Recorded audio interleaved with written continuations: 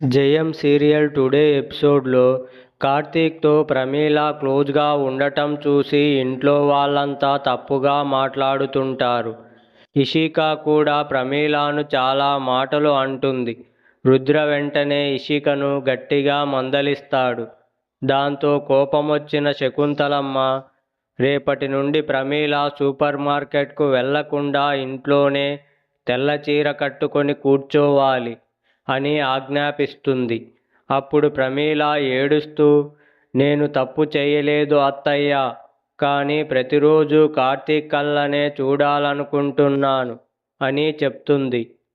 అప్పుడు రుద్ర అసలు నిజం బయట పెడతాడు.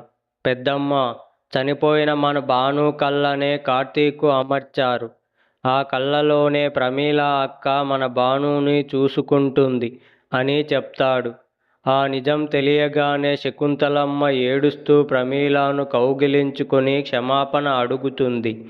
వెంటనే సూపర్ మార్కెట్కు వెళ్ళమని చెప్తుంది. విజేంద్ర ప్రసాద్ కూడా శకుంతలకు సర్ది చెప్తాడు. మరోవైపు ఇంట్లో వాళ్ళందరినీ నమ్మించడానికి ఇషిక ఉదయాన్నే లేచి తులసికోట పూజ చేసి హారతి ఇస్తుంది. కానీ రుద్ర హారతి తీసుకునే టైంలో కావాలనే కింద నీళ్లు ఉన్న హారతి బిళ్ళను తేవడంతో ఆ హారతి ఆరిపోతుంది. కానీ ప్రమీల అక్క మళ్ళీ మనస్ఫూర్తిగా హారతి ఇవ్వడంతో రుద్ర హ్యాపీగా ఫీల్ అవుతాడు. ఇటువైపు ఎలాగైనా గంగకు యాక్సిడెంట్ చేయించి ఆమె బాక్సింగ్ కెరీర్ను నాశనం చేయాలని వీరు కొంతమంది రౌడీలను సిద్ధం చేసి ఉంచుతాడు. ఉదయాన్నే గంగ కోచ్ విశ్వనాథం గారి ఇంటికి వెళ్ళి ప్రాక్టీస్ చేస్తుంది.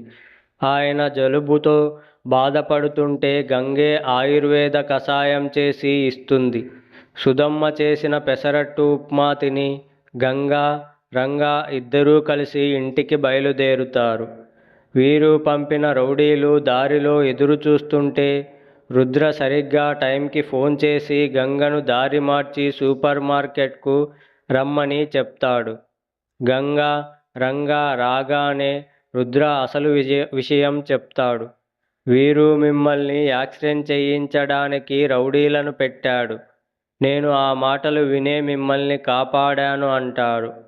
మరి వీడి దుర్మార్గాన్ని అందరికీ చెప్పచ్చు కదా బావా అని రంగా అడిగితే, ప్రీతి ఇప్పుడు ప్రెగ్నెంట్. ఈ టైంలో భర్త ఇంతటి దుర్మార్గుడని తెలిస్తే తట్టుకోలేదు. అందుకే ఆగుతున్నాను అని రుద్ర చెప్తాడు.